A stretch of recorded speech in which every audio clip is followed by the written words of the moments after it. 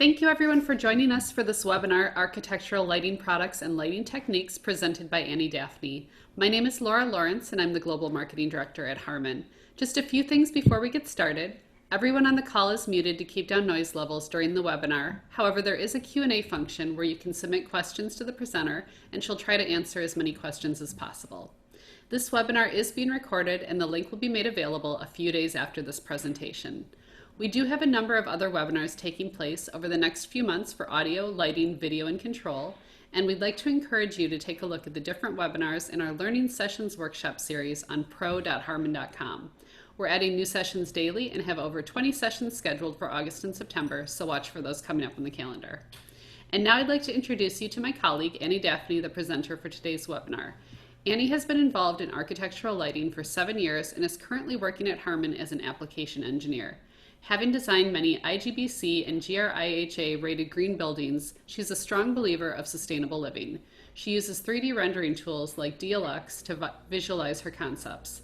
And now I'll pass it over to you, Annie. Thank you, Laura, for the introduction. Hi, I'm Annie Dafni. Good evening. And I'm an application engineer for Martin Lights, and I'm based out of Bangalore, India. Today in today's session, we will explore the architectural lighting product portfolio of Martin and also take a sample model and see the different lighting techniques for facade that we can apply using these Martin fixtures. In order to understand the true essence of what this architectural lighting exactly is, let's take an example here. So the first thing that comes to our mind when we look at this structure is that the architect would have put in a lot of effort in designing such a magnificent structure. And during the day, it's completely fine because the sun is beautifully bringing out the color and the texture and the form of the building. But what happens at night? You know, it's completely dark, and so we're not able to see them. We're not able to truly appreciate the beauty of this architecture, and that's when architectural lighting or facade lighting plays a very important role in transforming a situation like this into something as spectacular as this. So you see here the building has got a completely new perspective, and also it looks completely different, right, with this architectural lighting. So this is actually the Mercedes Superdome in New Orleans, and the entire installation has been done using the Martin exterior wash fixtures. So what are the other reasons to light up a building? So in addition to actually increasing the appeal of the building, architectural lighting becomes a marketing factor when you have an iconic structure in the city and you're doing facade lighting for this. It drives in commerce. And for private and corporate buildings as well, it becomes a landmark when you do facade lighting or architectural lighting.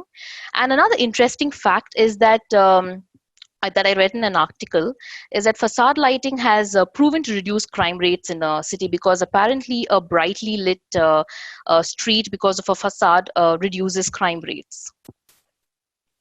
Okay. So when I talk about architectural lighting, I need to mention about Dr. Richard Kelly here. So he was a lighting designer himself and was considered as a pioneer in architectural lighting.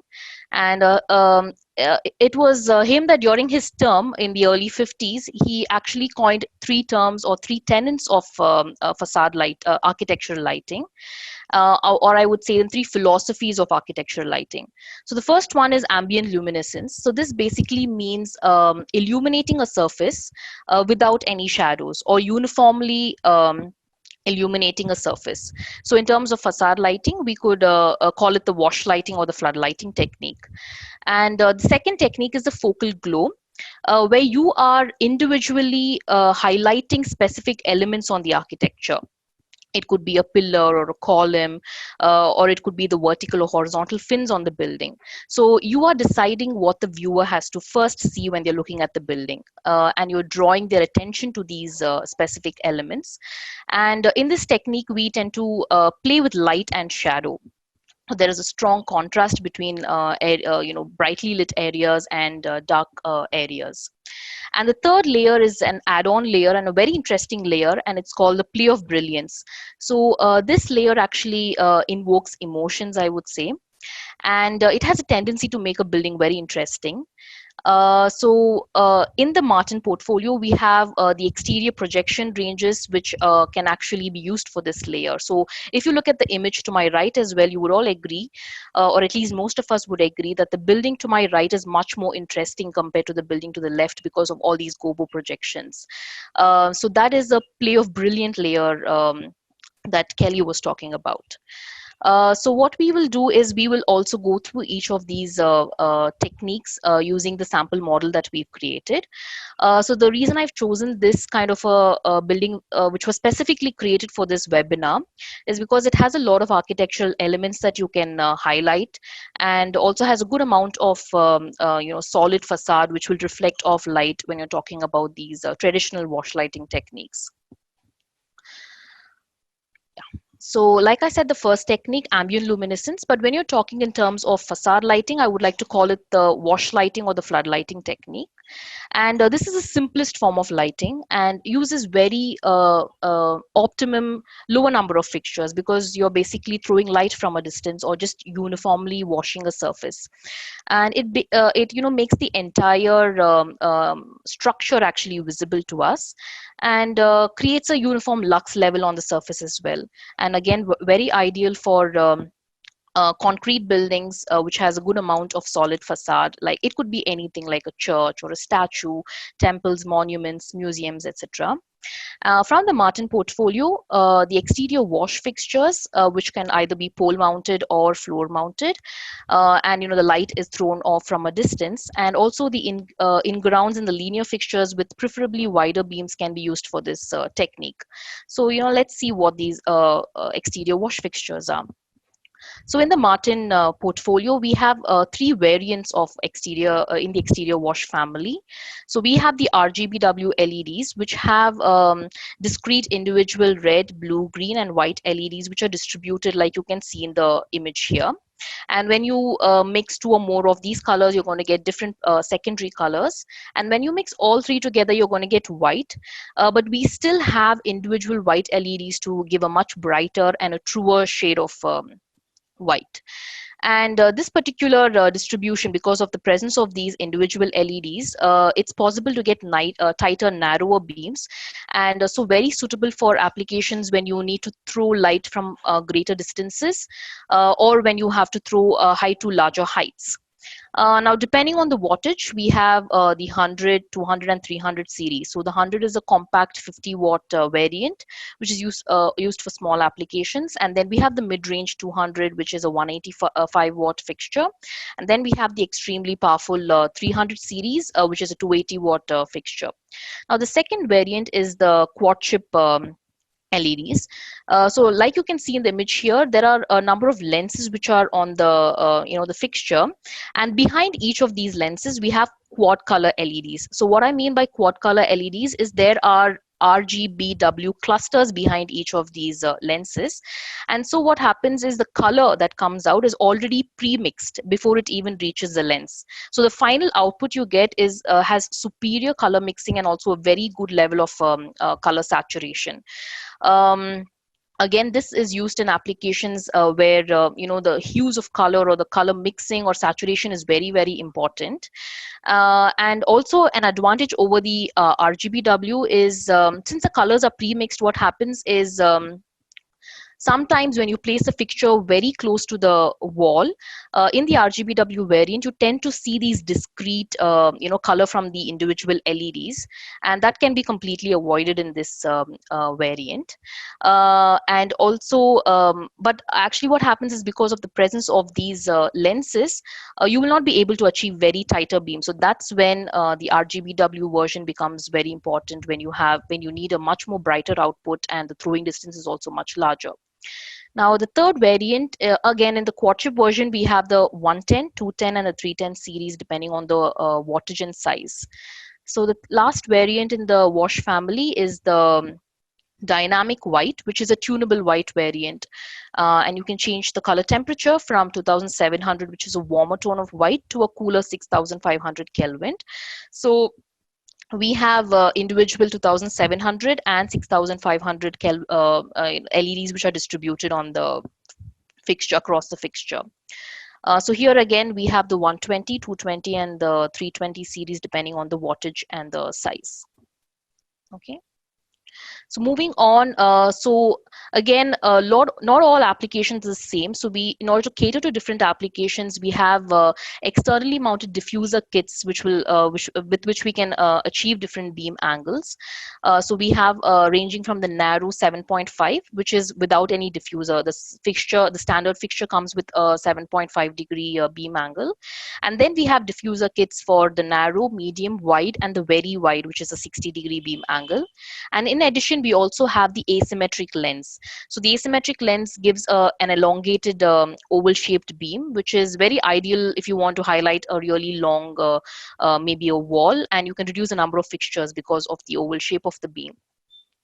And the exterior wash family is also a true permanent, it's very ideal for true permanent installations because it comes with an IP66 rating, and it also has an ingress protection of IK08, and it has a marine grade corrosion resistance rating against rust, because the biggest enemy to any exterior fixture is corrosion due to moisture and salt in the air. And because of this rating, it can be installed in very harsh conditions, coastal areas with a high level of humidity, and also on cruise ships. And the third feature is these fixtures. Each LED on the fixture is color calibrated to give a very consistent color shade amongst the fixtures and also among the LED of the same fixture.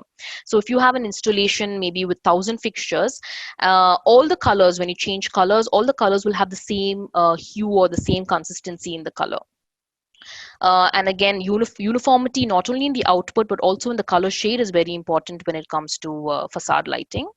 And again, another big enemy for exterior fixtures is glare.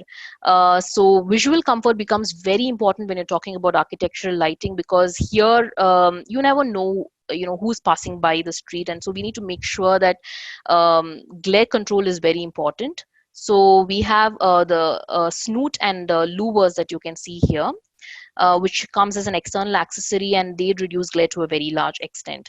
So the snoot is what you can see here to reduce glare from the side angles, and in order to reduce seeing the direct source of LED, we have these honeycomb louvers which can be externally fitted on the fixture. Okay. The exterior wash also comes with an OLED display at the back of the fixture, which can be used for setting up the DMX addresses or changing the fixture configuration. And you can also use them for standalone programming. So you can set up to 20 scenes at the back of the fixture. And these fixtures are also DMX as well as RDM compliant. So when I say RDM, it means remote device management. So though we need a physical connection, a DMX cable from the controller to the fixture, the addressing can be done remotely. So we don't need to go to individual fixtures to set the address. So that happens automatically. And also it's a two-way communication. So in large installations, detecting problems and monitoring the status of fixtures becomes very difficult. So with RDM, the fixtures will send back status reports to the controller, which you can monitor remotely, and also detecting the area where the fault has occurred becomes very simple. So from the maintenance perspective, the RDM is very, very very useful feature. Okay. So yeah, moving on. This is a very good example of the flood lighting technique. And as you can see, there is a very uniform lighting distribution on the cliff here. Probably the only shadows that you are seeing is because of the shape and the form of the cliff. And let's take an example with our sample model. So what we've done is we have done a dialog simulation of our sample model to explain the flood lighting technique. And in the first approach I've taken of place the fixtures on the pole. So there are two entrances to this building. One is from the staircase that you can see in the front, or from either sides of these pillars. And we tried as much as possible to avoid placing fixtures in any of these areas where people movement is there. So we've taken, for the facade, which is the right and the left wall, we've taken two poles at the extreme ends of the building. And we're using the exterior wash 206 numbers on either side, and we're using different beam angles because the throw distance will be different, which I will just explain a little more in detail in the coming slides. And for the pillars, again, placing the fixtures on the base here, the offset is also quite less, and again, it would be an obstruction for people walking in. So we've again taken them up on the poles, which are placed on either side of the pillars, and we've used exterior wash 200, three numbers for the three poles on the right and three numbers for three poles to the left. In addition, I've used the exterior wash 200 very wide in between the pole here to basically create a backlighting effect. So why this is important is because if this wasn't there, then these pillars would create a very dark shadow on the wall behind, which is not really desirable. And secondly, this backlighting will also create a nice silhouette lighting effect and create a depth also. So the pillars will stand out in front. And for the portion in the terrace, we've used the exterior wash hundreds, nine numbers which are placed on the floor of the terrace to create a very soft lighting effect. So as you can see in this technique here, the entire structure of the building is visible and the shadow is also minimal, and we're using lesser number of fixtures. Though we are not individually highlighting the elements, it's creating a good amount of illumination on the surface. Okay, so moving on, any beam of light is going to be in the shape of a cone. So as we go away from the fixture, this cone is going to diverge, and therefore the spread will be more, and the lux level will also reduce. So we need to be very careful while choosing the beam angles in order to get a nice illumination on the surface. So when the throw distance is less, you need to use a wider beam angle, so you get a good spread without any hot spots on the surface. And as the throw distance, or the distance between the fixture and the facade increases, you need to reduce the beam angle, because firstly, the light should be able to reach the surface without spilling too much on the way. And secondly, you need to have a good lux level on the surface, and you need to confine the beams to the within the boundary of the building. To my the left side of the wall, I've used the exterior wash 200s with a very wide beam angle to get a good spread. And in the right portion of the wall, the lower right portion of the wall, the throw distance is much larger, so I've used a wide beam. And similarly, if you notice, the top portions, I've used the medium and the wide angle depending on the throw distances, because if I were to use a wide or very wide there, then I would be wasting too much of light on the way. The light would just spill on the way, and the light that reaches the surface, the lux level would also be very minimal. Okay. So for the poles again, for the lower portion, I've used a very wide beam to get a nice uniform illumination. And for the top portions, I've used a wide beam. So the light reaches the top, but still has a good uniform illumination. So this is a side angle, and we've used 7-meter poles here, two for the facade and two for the pillars. And the offset is 7 meters and 15 meters accordingly, respectively, as you can see here in the image. And if you notice, the distance between the ground and the fixture is close to 5 meters. The problem of glare for people walking to and from the building who are on the ground floor or even standing on the stairs is very, very minimal. So the factor of visual comfort comes here, where you're not directly seeing the source of LEDs. But there is a bit of a problem for people in the upper floors, because when you're looking out of the windows, you tend to see the direct LED source. So that can be avoided by using glare shields and snoot, like we previously said. And though the glare shield actually reduces the glare to a large extent from different angles, you will still be able to see the LEDs when you're looking at it, the fixture, from a perpendicular angle. And similarly, the snoot will also reduce glare from the side angles, basically. But what happens is, with the presence of the snoot, you need to be a little careful while angling the fixtures, and also see the spread, because the snoot tends to constrict or reduce the spread for the wider beam angles, because it's basically an extension of the fixture. Okay. So like I said, the flood lighting technique or the wash lighting technique creates a very uniform illumination on the surface. And as you can see here, we're getting a good lux level of 125 on the surface, and it's also quite uniform. So when it comes to lux level, there are no set rules or guidelines as like in the interior lighting. So mostly there are recommended lux levels from the NBC for the interior lighting, but when it comes to facade lighting, we just have recommendations and guidelines, but no set rules. So there are a lot of factors which actually we need to consider while deciding lighting for this for any facade. And one such is the ambient lighting condition. So if you have your building set in the amidst a very crowded city which has a lot of street light and lighting from other buildings, then naturally in order to make your building stand out, you need to increase the lux level, and the recommended levels will be more than 100.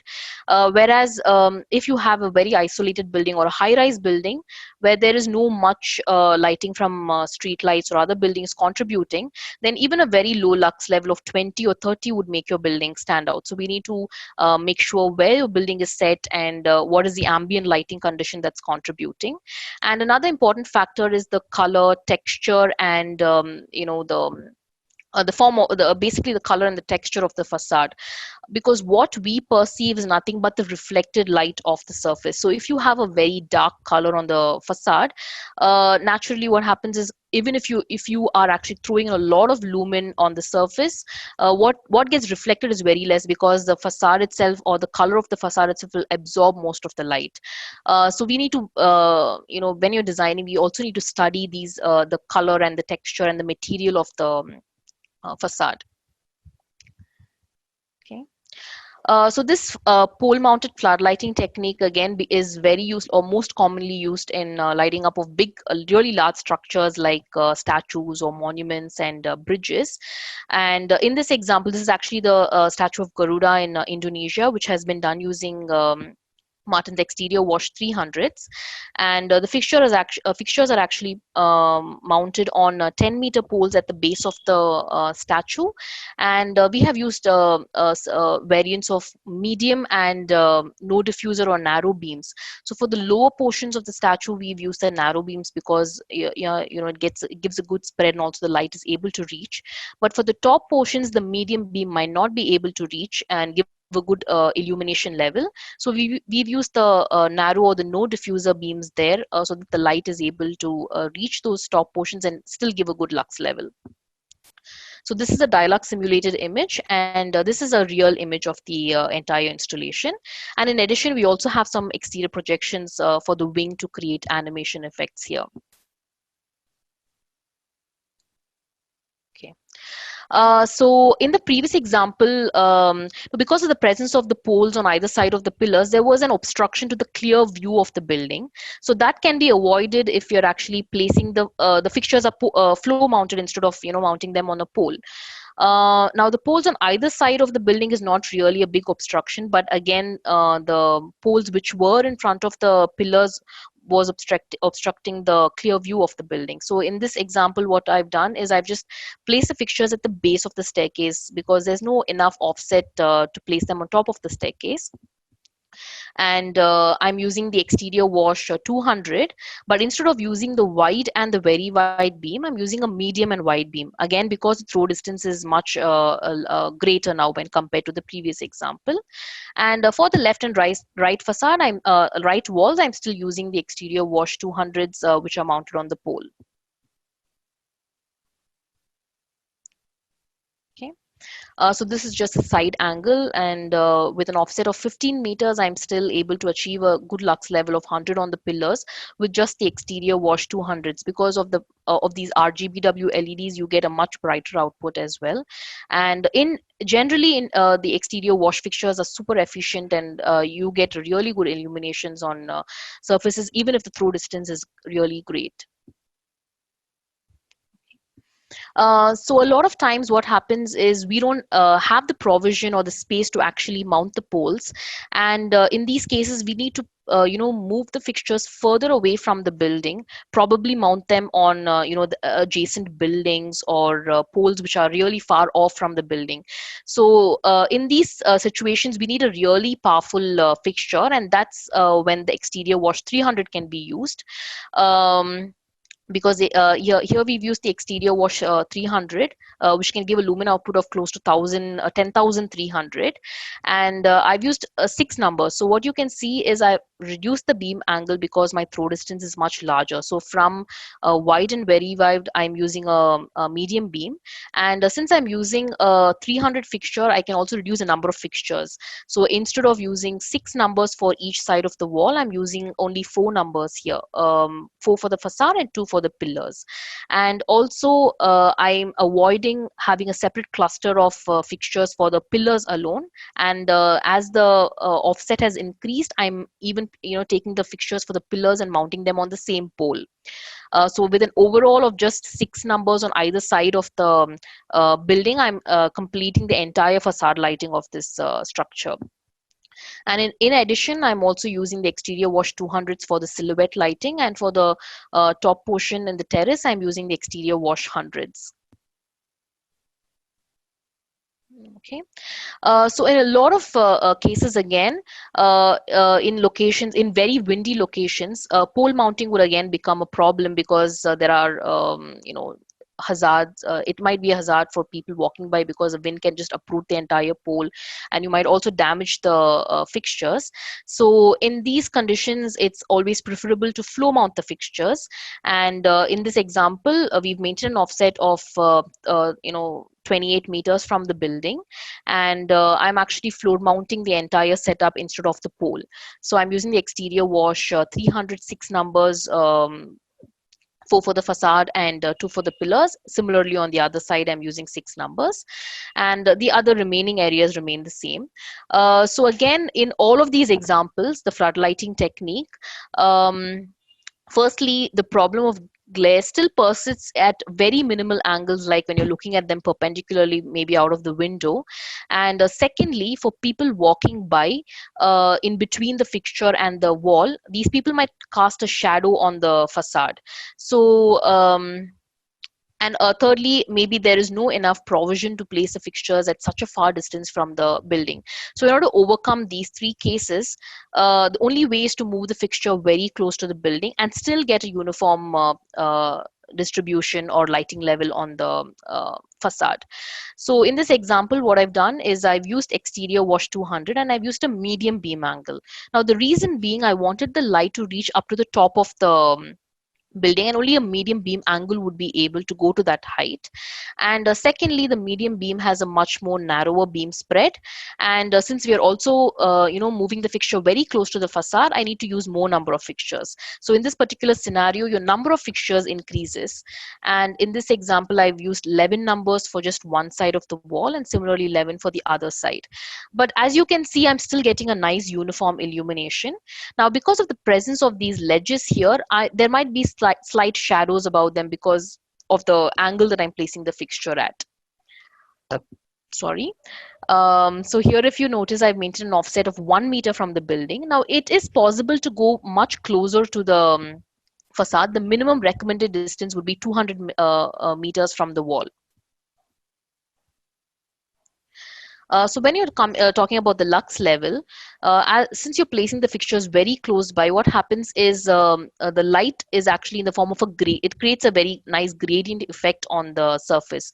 So there is no uniform illumination, but the lux level is much more higher at the bottom of the wall, which is closer to the fixture. And as we go away from the fixture, the lux level reduces gradually.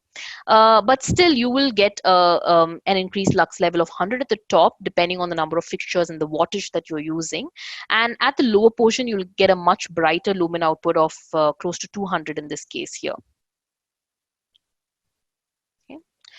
And in this example, if I move closer to this 1 meter offset, what happens is these ledges would, the shadow created by the ledges would be much greater.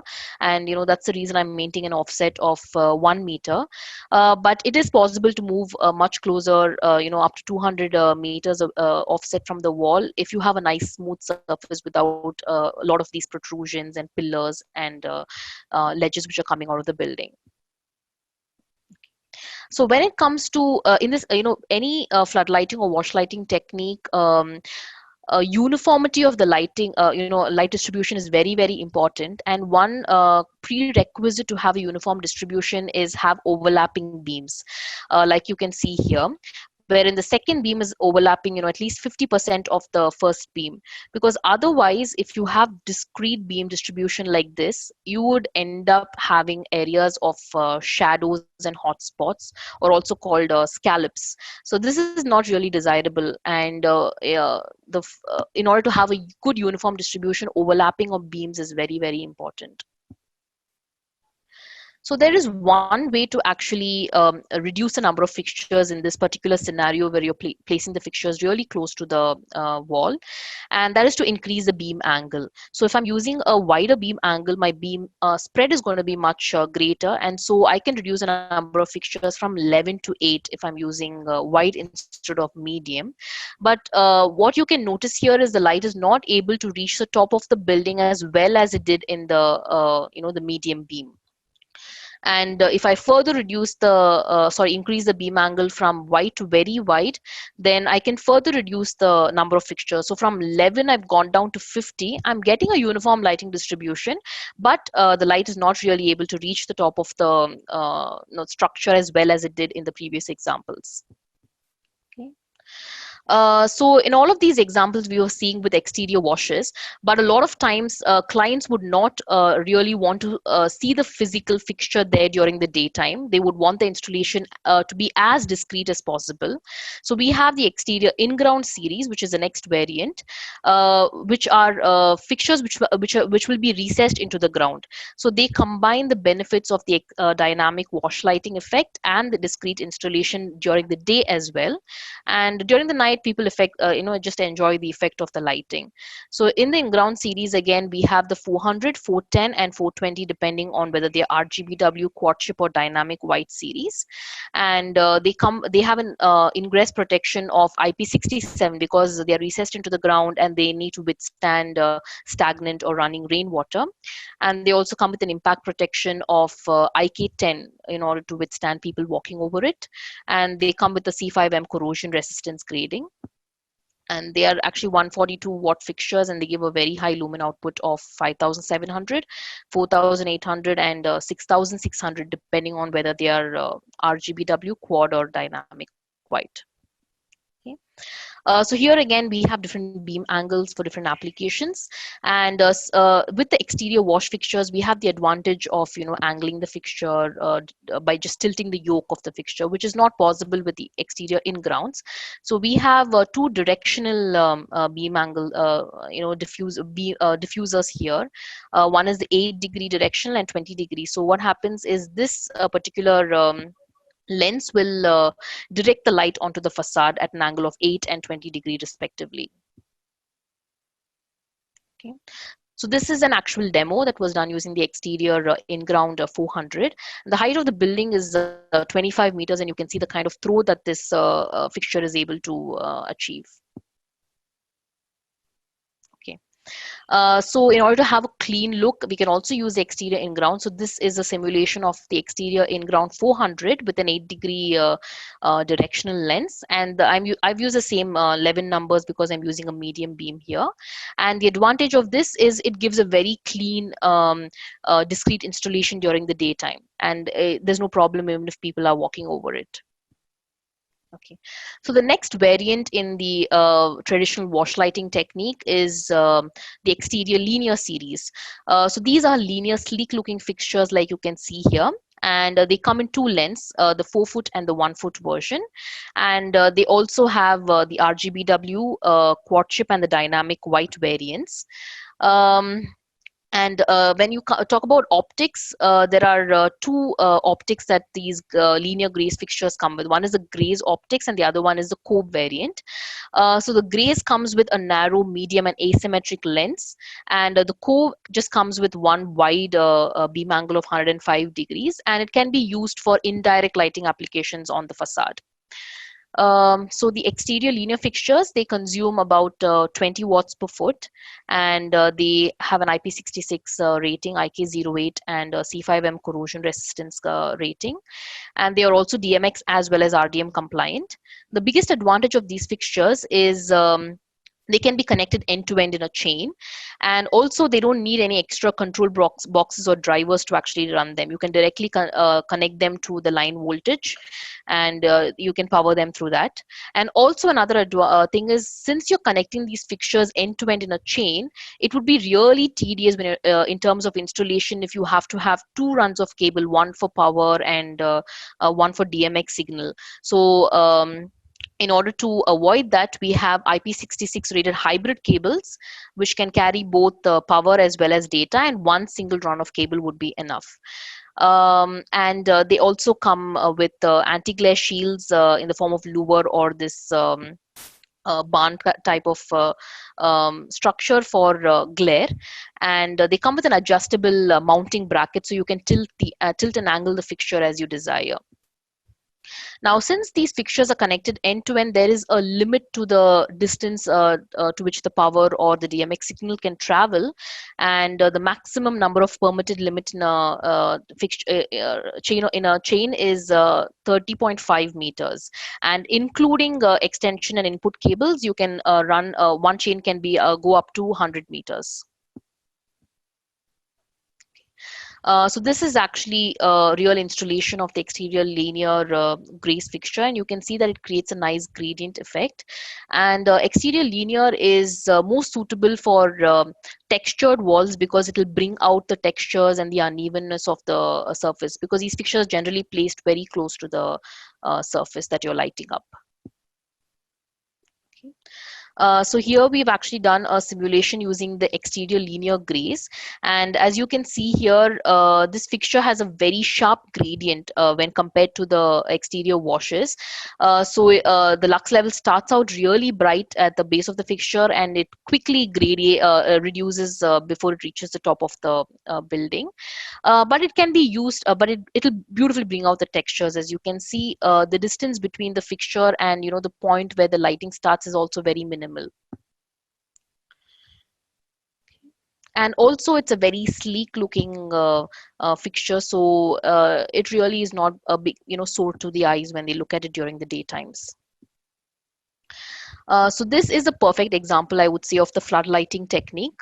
So we most of us know the building. It's the Burj Al Arab in Dubai, a 7-star hotel, and the height of the building is almost 321 meters and has 60 floors. And we've used the exterior wash series here to highlight this building. And if you look very closely, you can see that there's a connecting bridge between the shore and the building, and all of the exterior washes are actually placed on the floor on the connecting bridge, and the shooting distance would almost be close to 600 meters. And when I'm talking about the stop portion, and the light is able to reach that, so that's how powerful these fixtures are. So this is just a dialog simulation to give you an idea of how the fixtures are placed and how they are angled. So for the lower portions, the 13-degree, which is a little bit wider beam angle, has been used. And for the top portion, because the throw distance is much larger, the 11-degree beam angle has been used. And in order to avoid glare, for people maybe looking out of the building, and also for vehicles coming out of the hotel, the snoot has been used, and the glare shields have also been installed as an external accessory for the fixtures. Okay, so the second technique is the focal lighting, and in this technique, you're basically focusing the viewer's attention to specific architectural elements, and those elements could be anything like from a pillar to the curvature of the buildings or columns, fins or jali walls. And again, this is ideal for solid facades. And in this, from the Martin portfolio, the washes and in-grounds with narrower beams, which will really accentuate the architectural element. And also linear fixtures can be used to highlight elements like fins and columns. So here again, in this particular technique, you are uh, creating sharp contrasts between light and shadow, because you will not be able to truly appreciate what light can do if there is no shadow. And that's exactly what this focal lighting technique does. It basically accentuates the facade. So this is our simulation using the focal lighting technique. So the first thing that you notice as soon as you look at the building is that the pillars are individually picked out. So it's creating more of a punch factor. And also these you're creating this nice kind of crown lighting using the exterior grays for the the top portion of the building. And similarly, each of the window sills and the solid facades are individually highlighted. So with this layer, you get more freedom to use more color combinations, and the concept of layered lighting also comes into play. So you can turn off different layers and create more number of scenes using this.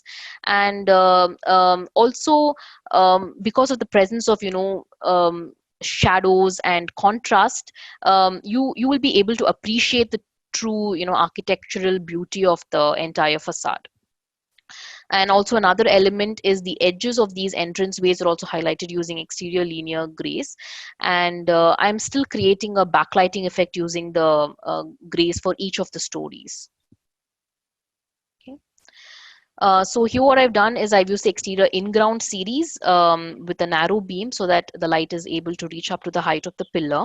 And for the window sills and the solid facades on each story, I've used exterior linear grays, the 4-foot version with a wide beam. Similarly, for the crown lighting as well, I've used the exterior linear grays with a wide beam, which are connected end to end. And for the terrace, the top portion of the terrace, I've still used an exterior wash 200 to create nice soft lighting effect.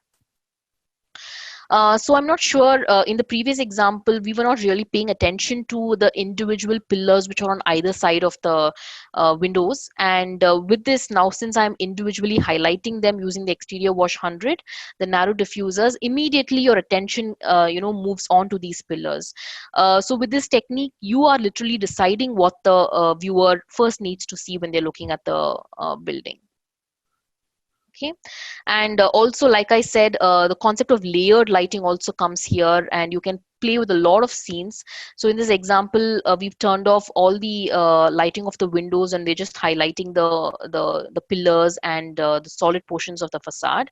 And then you can further create another layer by just turning off all the grazers and just turning on the washes and the in-ground fixtures with the crown lighting. And then you can create a layer where the entire uh, all the lighting or all the layers are on. So this basically gives the building a new look every time you create a different layer, and that advantage is present in the focal lighting technique. Okay. So like I said, these exterior linear grazers can be connected end to end. So we need an input cable which carries both power and data, and they can be the fixtures can be connected together, or I mean end to end, or they could be in extension cables in between of different lengths, if depending on the installation. And since the maximum permitted length of fixtures in one chain is 30.5, if you're using the exterior linear, the 4-foot, the longer version, then you can connect 25 numbers in one chain, just the fixtures.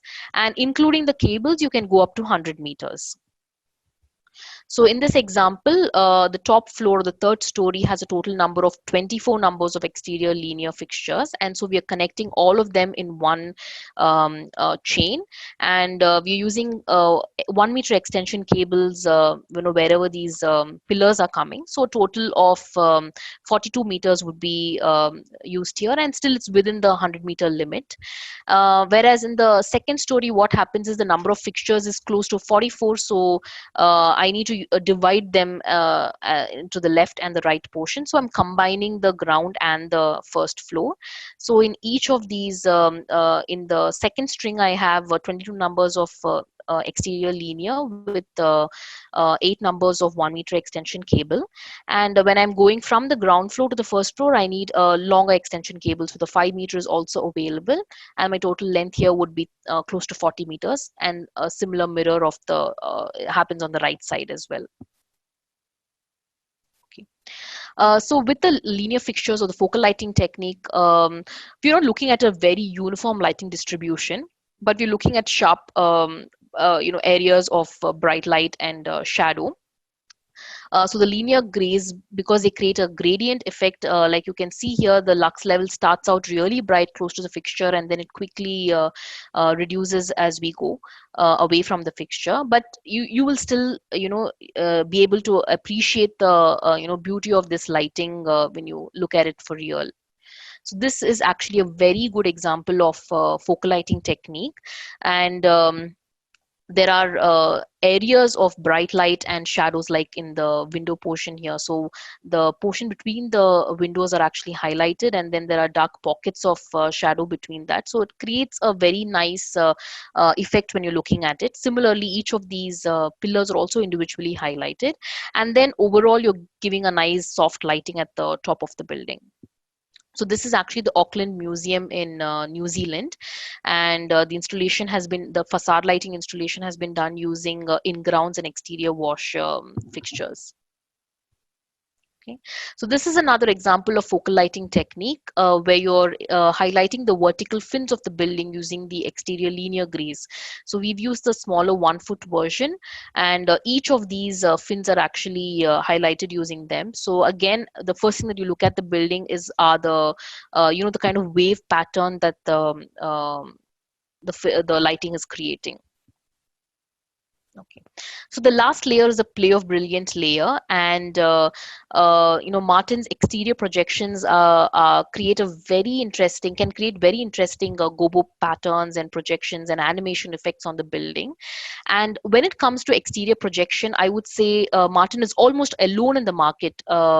And it has this fixture has the ability to turn any building into an interesting building. So these fixtures are actually, we have two variants, the exterior projection 500 and 1000, and they use analog image projection on the building. So when you're comparing it to video mapping, this particular solution is much more economical because the installation cost as well as the running cost is very, very less. And they are true outdoor permanent, fixtures suitable for outdoor permanent installations, and you can just install and forget. When I'm talking about gobo projections, they are nothing but stencils which come in between the LED engine and the fixture, the periphery of the fixture, and they are stencils which have patterns etched on them. So when the light hits the stencils, the same pattern is actually projected on the building. In order to get crisp image projections, we need to have a very flat field angle. So these fixtures come with a very uniform field angle. So the light intensity from the center of the fixture to the edge of the fixture is almost uniform.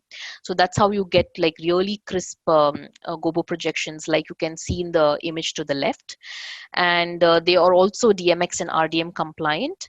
And they come with, they have a burning hours of 20,000 hours. Continuous burning hours. Okay. So the exterior projection 500 comes with a 230-watt LED engine, and it delivers a lumen output of 6100, and it comes with 4 different beam angles. So we need to choose beforehand itself, depending on the location of the fixture and what is the distance from which it is placed from the building. We need to decide on the beam angle. It could be 11 or 22 or 37 or 50 degrees. And then it has a color wheel which has 8 interchangeable colors and 1 open for any color of your choice. And it also has a gobo wheel with 6 rotating gobos and 1 open. And it comes with the indexing and variable rotation. So what indexing means is a lot of times when you need to project logos on the building, you need to make sure that every time you turn on the fixture, the logo is straight and not slant or tilted. So with the indexing option, you can make sure that the logo is always projected straight onto the building. And we also have the animation wheel to create effects like grass blowing in the wind, or water rippling effect, or passing clouds effect. And the fixture also comes with a prism to create a 4 facet or a 3 facet prism, wherein you can split the beam into 4 and 3 respectively. And it also comes with a frost lens to create a soft edged wash effect. Now the 500 has all the features of the sorry, 1000. The exterior projection 1000 has all the features of the 500, and in addition, it comes with a much powerful LED engine. It has a 440-watt LED engine and delivers a very bright lumen output of 16,800. And it also has continuous zoom, so you don't need to decide beforehand what is the beam angle that you need. You can change the zoom from 10 degrees to 43 degrees, and also focusing is possible. In addition to the gobo wheels and the animation and the prism and frost effect, it also has full CMY color mixing. So what happens is there are these dichroic filters which are present in order to get different colors. So a lot times with the CMY color mixing, it's a subtractive form of color mixing, wherein you're placing filters in front of white light, and different wavelengths are getting absorbed on only whatever color the filter is in is getting passed out. So because of this particular subtractive technique, the intensity of the light that reaches out will be much lesser. So to overcome that, we have an additional color wheel which has true blue and true green colors, and also some pastel colors. Okay. So this is a very interesting project using the exterior projection um, 1000. And as you can see here, the fixture is placed at least at a distance of 233 meters from the building, because there's a river which is dividing the building and the fixture, and just one fixture was enough to lit up the entire height of the building. So this is the actual gobo projection on the launch day. And you can see that there's a nice pattern that's filling up the entire building. So this is the Dan Hostel in Copenhagen, Denmark. And just to give you an idea of how powerful these fixtures are. Okay. So a lot of time with the exterior projection fixtures, people tend to go with custom gobo designs, because you can choose patterns depending on the liking of what needs to be projected on the building. So the technique that they generally follow for to make sure that there is no spillage of light onto surrounding buildings, and also to have a crisp clear gobo projection on the building, we follow the grid technique. So here you see there's a prototype stencil which has grids and circles and dots, and after deciding on the location and the distance of the fixture from the building, we insert this stencil, and we study how the light falls onto the building.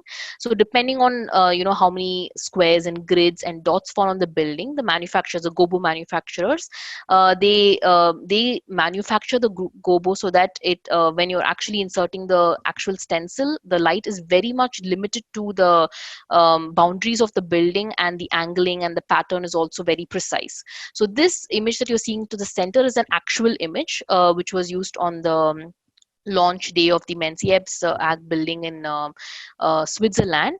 And just one fixture of the exterior projection 1000 was enough. And if you look very closely, you see that each of these trees are also highlighted. So the gobo projection can be that precise if you're using a custom gobo design. So this is actually the Francisco, California, San Francisco Flower Conservatory in California, where we've used 10 pieces of exterior projection 500. So here again, the 3D model of the entire structure was actually made, and All of the flowers that are projected are actual flowers which are in the conservatory, and even butterflies that visit the conservatory were used. And these images were actually warped and made into stencils, and then they were projected onto the building.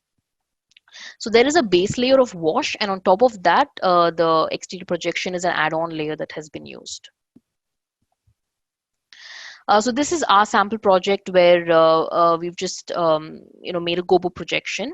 So for the left and right side of the building, we've used exterior projection 500, and for the center again we've used exterior projection 500. But what happens is we don't want the projection to go onto the back wall, so the stencil has been custom designed so that the light falls only on the front of the pillars and the ledge portion on top.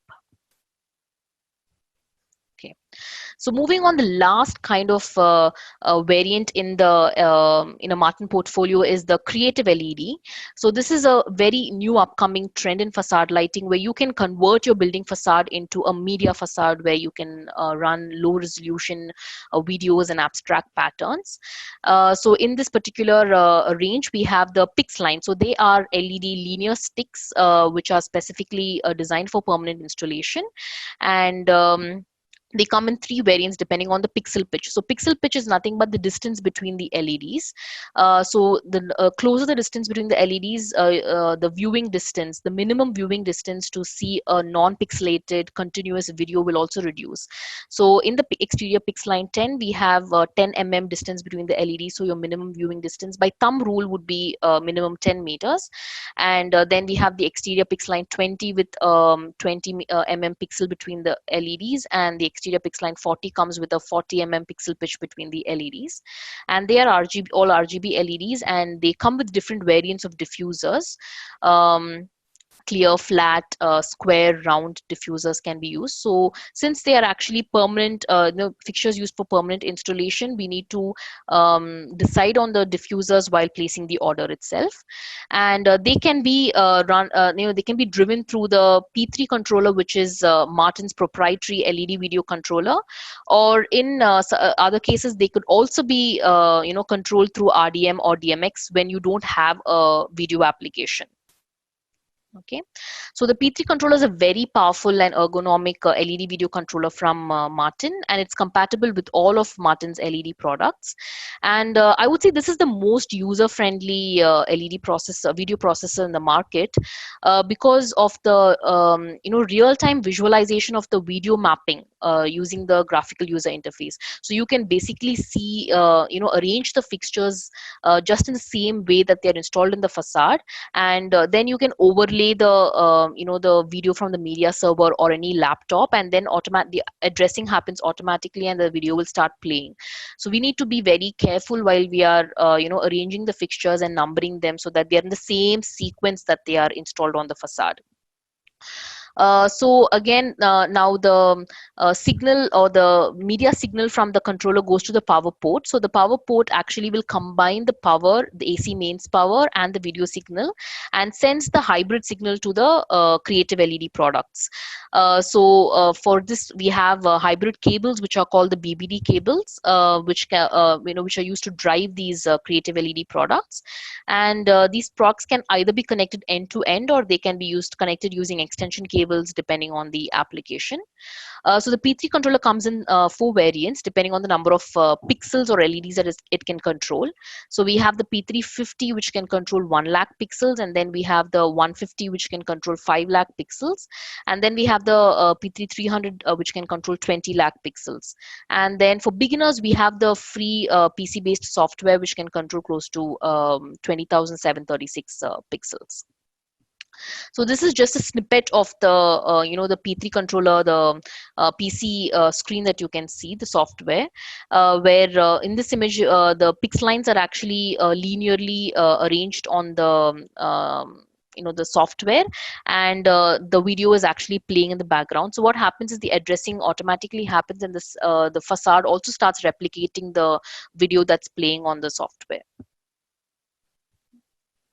Okay, so this is actually a real-time installation using PixLines. This is Aarhus and Aalborg building in Denmark, and the exterior PixLine 20s have been installed in a very staggered manner here, and abstract videos can be played on them. So the next variant is exterior.hp. So this is actually a circular media facade product, which is in addition to using it as a media facade product, it finds a lot of applications in the crown of jewel lighting for high-rise buildings, like the image that you can see to the right, where you're creating this nice crown lighting for high-rise buildings, and these they come in either RGB or cold white LEDs depending on the application, and they again can be driven through P3 DMX or RDM. And they have three diffusers: the dome, the clear, and the directional lenses that can be externally fitted as an accessory. And the next variant is the VC dot. So they are actually string based flexible direct view LED products, which can be used for media facades. And the biggest advantage of this product is that because they are flexible, they can nicely take the shape and form of the building, unlike the pix lines. And you can also have a number of custom pixel pitches from ranging from 200 to 200 to 1 meter. And there are three variants here: the VC.1, 4, and 9. So the VC.1 has one LED dot, and the VC.4 has four LEDs, and the 9 has 9 LEDs, which gives a much brighter output. And here again, they can be driven through the P3 or RDMX or RDM or DMX if you don't have any videos that need to be played and you want to do simple color changing. So this is actually this is an actual installation, and if you look very closely, you will notice that the VC dots are actually on the facade, because the installation can be as discreet as possible. And this is the same building during the night where you are actually playing movies on them. So that's the kind of clarity of video that you can get using these fixtures. Okay. So when it comes to glass buildings, we cannot apply the same kind of traditional facade lighting techniques using the wash fixtures. It's a little bit different when it comes to glass buildings. A lot of buildings nowadays are glass buildings. So for glass buildings, we generally follow techniques like contour lighting or perimeter lighting, which will mark the boundary of the building, or you could use indirect wash. So since we all know that when you actually wash a glass surface, it's not going to reflect off anything, it's just going to allow light to pass through it. So instead what you do is you highlight the solid facade or the solid wall which is inside the glass building, and indirect you can see the reflected light off of it. And so in both of these techniques we can use our creative LED fixtures like the pix lines and the VC dots, or the exterior dots, or in indirect wash you can also use the exterior wash and the linear grace fixtures to create these effects. So when you're doing the contour, the perimeter lighting, the pix lines or any creative LED products, they're generally used in the DMX or RDM protocol. So here again, we've just taken a sample model to just explain how we can apply these techniques. So this is an entire glass facade. And in the first example, what we've done is we've created a boundary or a contour lighting using the exterior pix line 40.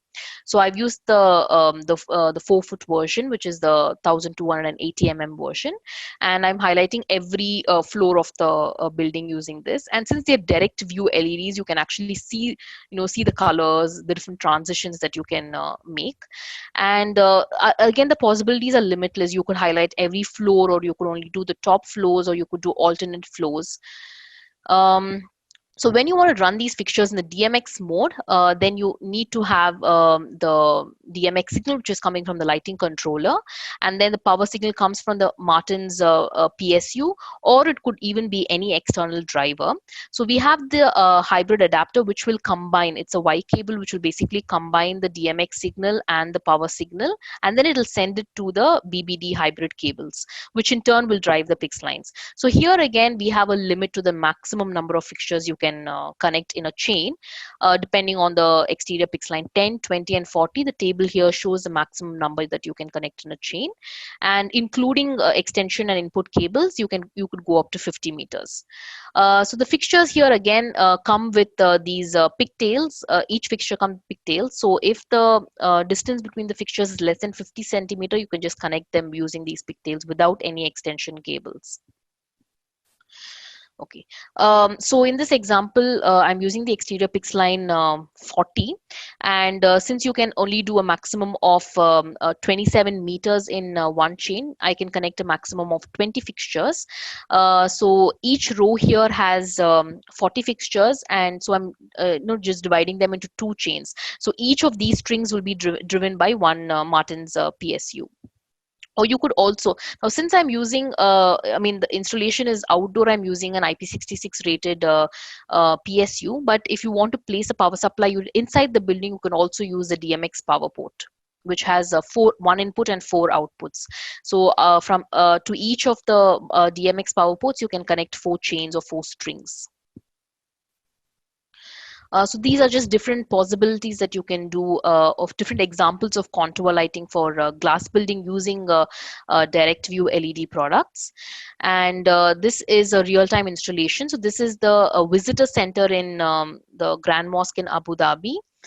Where the exterior pix lines have been used to nicely, bring out the shape and form of the structure, and they're they're not playing any videos on them. They're just doing simple color changing here.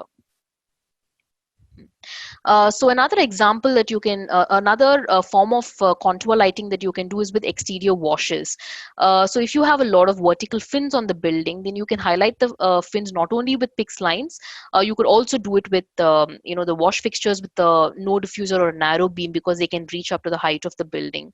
So in this example, we've highlighted the alternate fins using the exterior wash fixtures, which are placed at the, the bottom of the structure. Okay. So the next technique is the indirect lighting technique.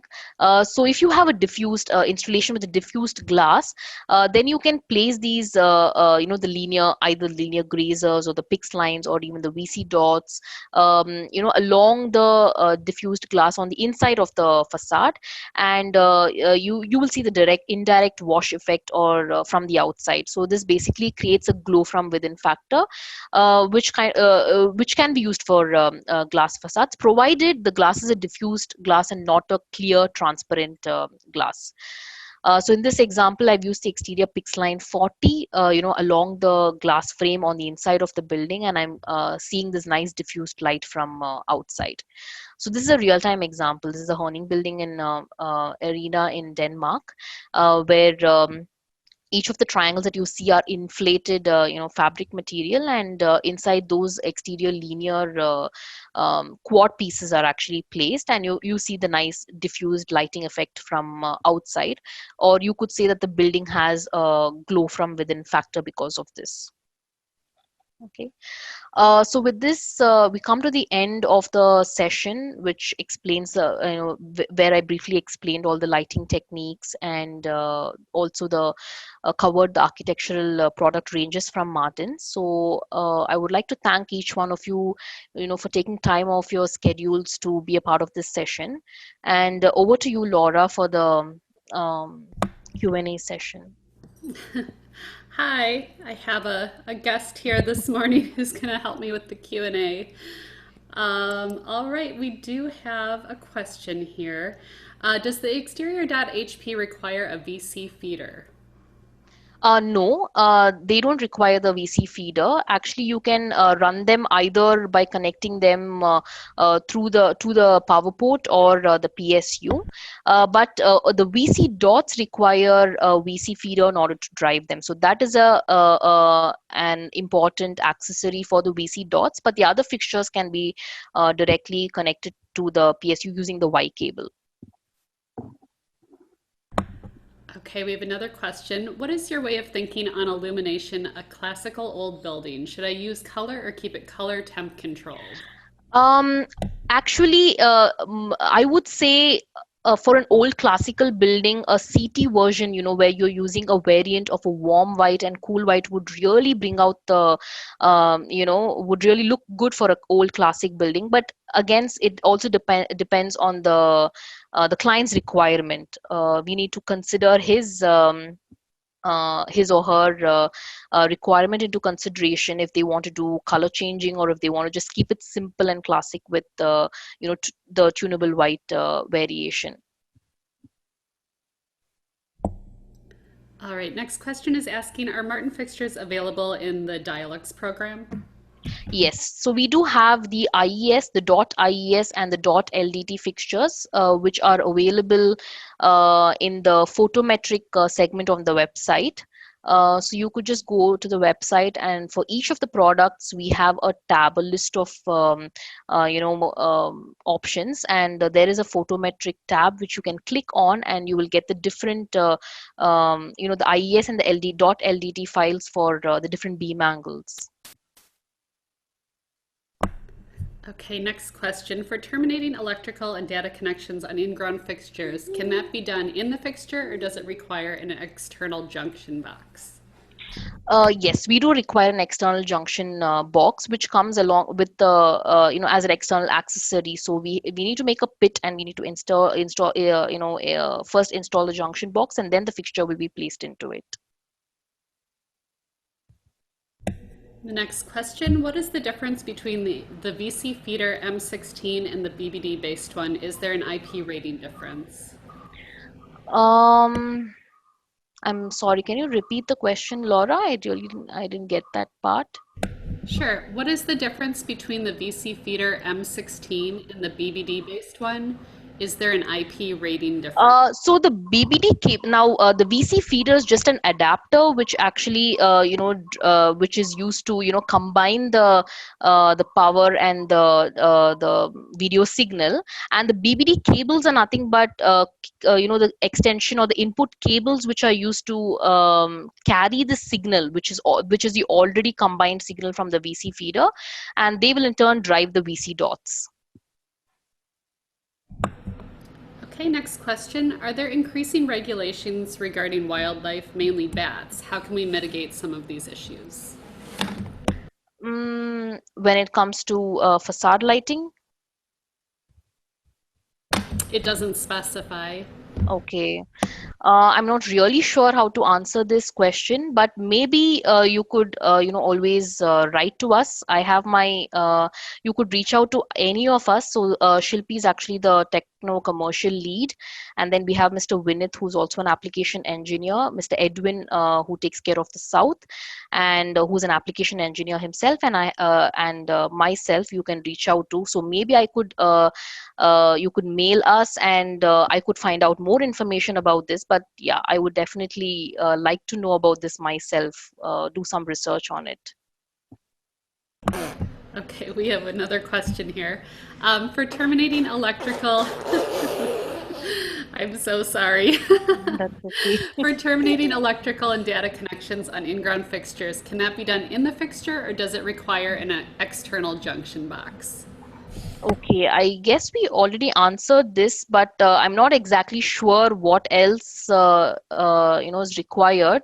But like I said again, if you could write to us in more detail, I would try to understand the question, and then also ask my colleagues and get back to you on this. Okay, it looks like that was the last question that came in. Annie's contact information is up on the screen, so if you have additional questions, please feel free to reach out to her directly. And if you're interested in our upcoming learning sessions, you can find those on pro.harman.com. And thank you for the compliment on the baby. This is actually my granddaughter, not my daughter, so thank you very much for that. And thank you all for joining. Annie, thanks for the presentation. We appreciate it. Thank you, everybody. Thanks. Have a good day. Thank you, Laura.